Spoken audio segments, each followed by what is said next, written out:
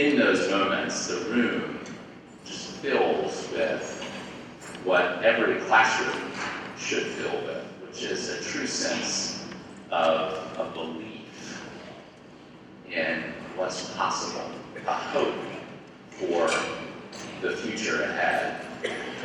And when I'm sitting in rooms like these and admissions preview day, 3 words really come to mind, and I shared these with the group on Sunday, that MBA is a place that is filled with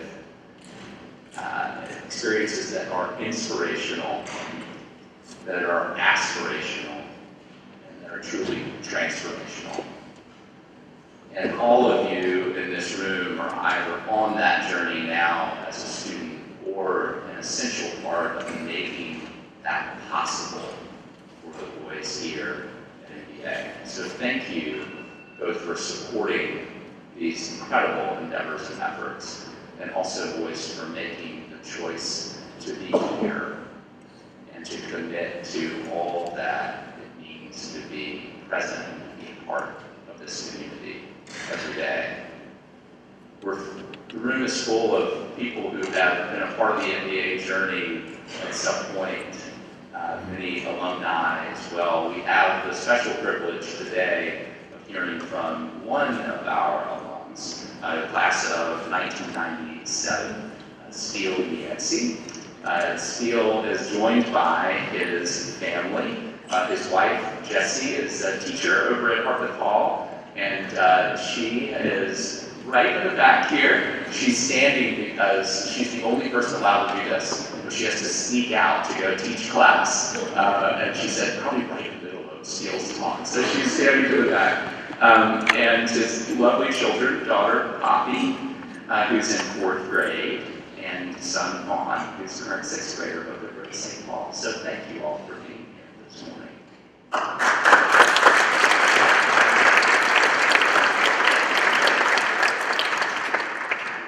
Steele is going to share a few words with us now. Welcome. Good morning. I'm not the very best public speaker, so I'm going to read this, so pardon me. I'm Steele Yancey, graduate of 1997, and I'd like to thank Dr. Daughtrey and Camellia Howarth for asking me to be here this morning. I can't tell you how honored I am to be back here on this special hill that means so much to me, to speak to this specific group, the named scholars. When Camellia reached out to ask me to share my story, my first reaction was, oh goodness, Camellia, I am not the best at public speaking, but she's persuasive. And I know that if sharing my story can help one boy, a parent, or sponsor more fully understand or reinforce the impact of the kindness, generosity, and support that this MBA community provides, it's worth putting my pride aside. The named scholars, what an honor to be among the ranks of this special group. Each of you has the opportunity to experience similar encouragement and support that I was fortunate to receive when I was here in your shoes. I certainly count my Montgomery Bell education among the greatest gifts of my life. And I might even go so far as to say as what MBA, its teachers, coaches, and the surrounding community gave me was a foundation to build a life that I feel so blessed to lead today.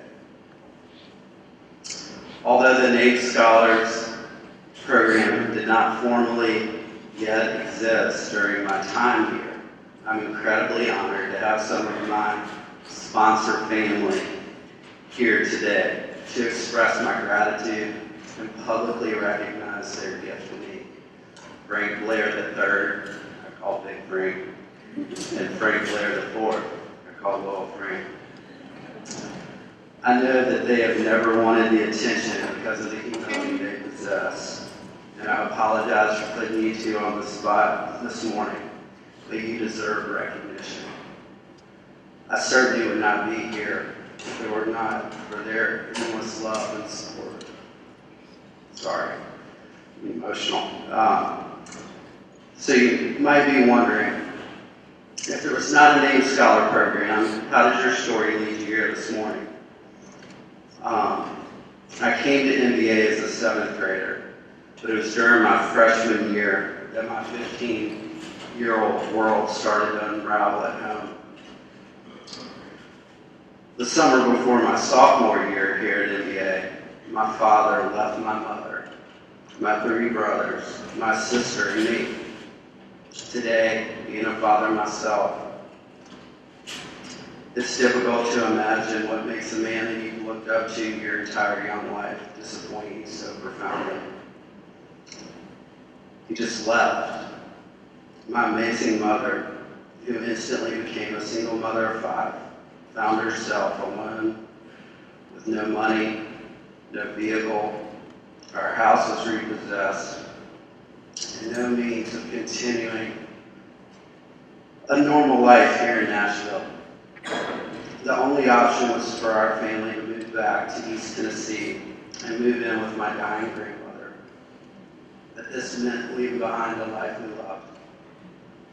For me, it meant saying goodbye to my friends, my sports teams, my school, some of the most important things to any 15-year-old boy.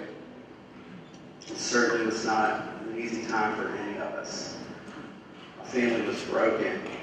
My family was suffering. I felt hurt.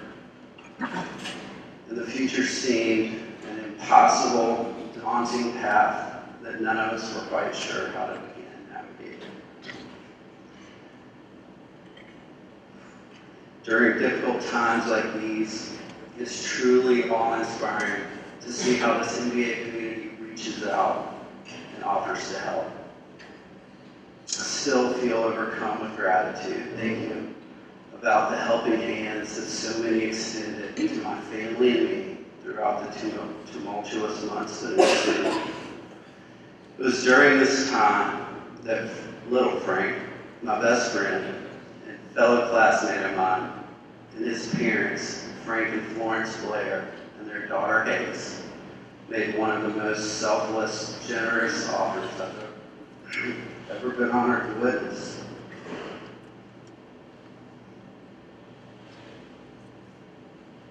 They said, "Steele, why don't you come live with us?" Then my mother and I were faced with a difficult decision. Should I move to East Tennessee with my hurting family, or should I accept the Blair's incredible offer to stay in Nashville and continue earning one of the best educations available? With many mixed emotions, some tears, and the help of Mrs. Hensley in the financial aid department of NBA, I chose the latter. As truly appreciative as I was for the financial aid NBA offered me, I remember returning to school, initially feeling somewhat ashamed of how my father had just abandoned us, really scared of what the future held, and more than a little concerned about the well-being of my mom and 4 siblings. I felt guilty and unworthy that I was getting an amazing opportunity to be here while my mother was working so hard to provide and really just trying to make it to support 5 kids, 4 hours away in Bristol. It was trying to hold on to my faith, trusting that the Lord is in control of all things, and the supportive adults rallying around me during this time that got me through it all. At my new home with the Blairs, Frank and Flo loved me as if I were their own.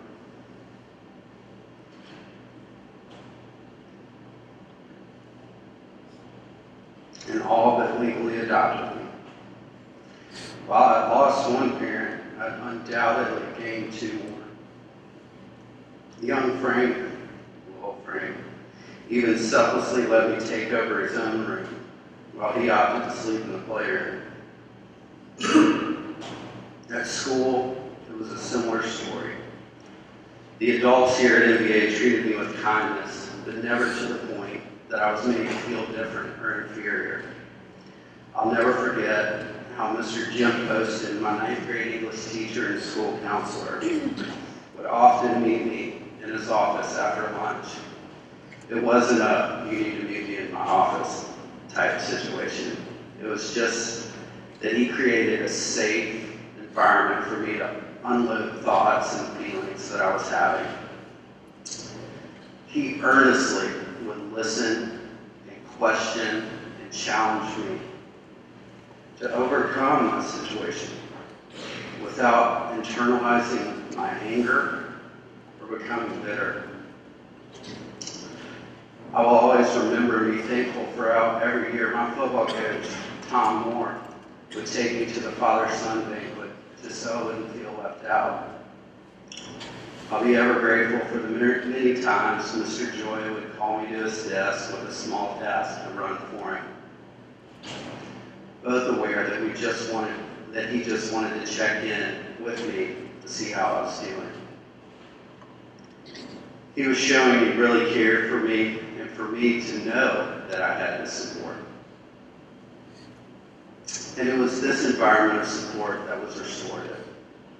The way countless teachers, coaches, administrators created a safe, serious, and sacred school environment was how the world started to make sense again.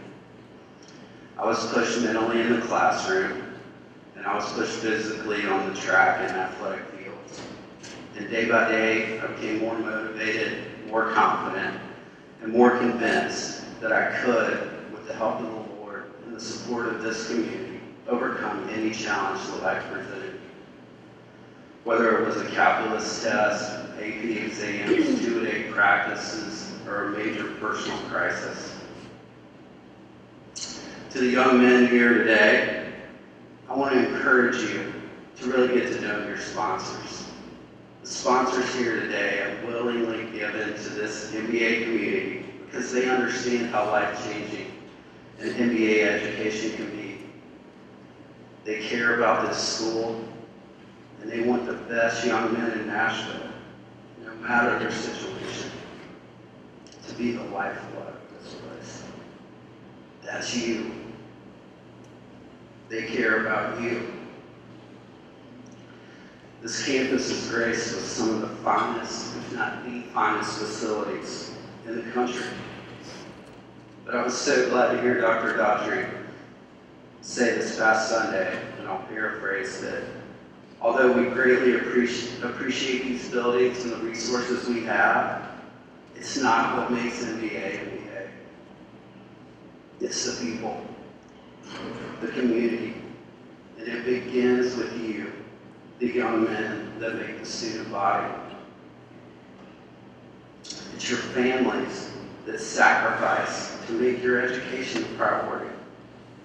It is the teachers that care, truly care, about seeing you learn, grow, and succeed. And it's the vast network of supporters, like the sponsors that are in this room this morning, pouring their time, resources, and love into you, the students, so that you can have a foundation to learn, grow, and succeed in your future. To the sponsors, I can't thank you enough for doing what you do. Your selfless generosity, much like the Blair family showered on me, changes lives. From the bottom of my heart, I thank you. May God bless you all. Roll bread.